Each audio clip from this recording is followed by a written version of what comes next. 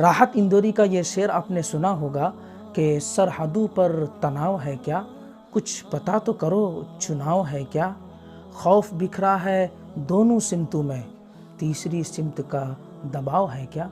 जी हाँ दोस्तों, 2024 करीब है, यानी चुनाव करीब है, और कुछ लोग बरसाती मेंढक की तरह धर्म की राजनीति की तरफ धड़ल्ले से बुला रहे हैं। मैं उनको और आप सभी को कहना चाहूँगा कि धर्म और मज़हब का ताल्लुक़ दिल से होता है।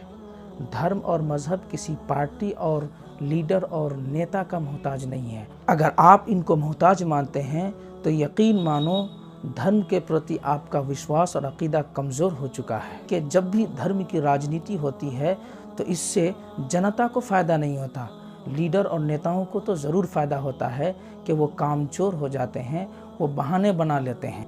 आप दिमाग पर जोर डालिए और याद कीजिए किसान आंदोलन को, कि किसान बिल पास होने के बाद कुछ लोगों ने उसका विरोध जताया तो उनकी बात नहीं मानी गई, वो प्रोटेस्ट में आ गए, रास्ते में उतर गए। वो किसान के देश के अर्थव्यवस्था पर जिनका बड़ा रोल रहता है उनको भी रास्ते पर आना पड़ा, उनको भी एहतजाज करना पड़ा, और 2-3 महीना नहीं बल्कि पूरे 1 साल तक उन्होंने अपना प्रोटेस्ट चलाया। इसके बदले में उनको खालिस्तानी कहा गया, उनके रास्ते रोके गए, उनके रास्ते पर कील ठोका गया, तरह तरह की बातें बोली गईं, कितनी परेशानियां उनको झेलनी पड़ी। इसी वजह से हमें और आपको सभी को, पूरे देशवासी को, किसान आंदोलन को सामने रख कर आगे बढ़ना चाहिए।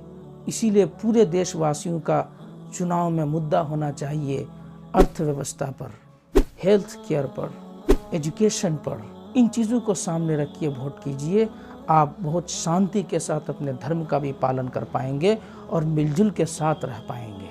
इसीलिए नेता उनको चुना जाए जो सबका भला चाहे, हिंदू, मुस्लिम, सिख, ईसाई सबसे मिलकर, कंधे से कंधे मिलाकर सिर्फ देश को आगे बढ़ाने की सोच रखे।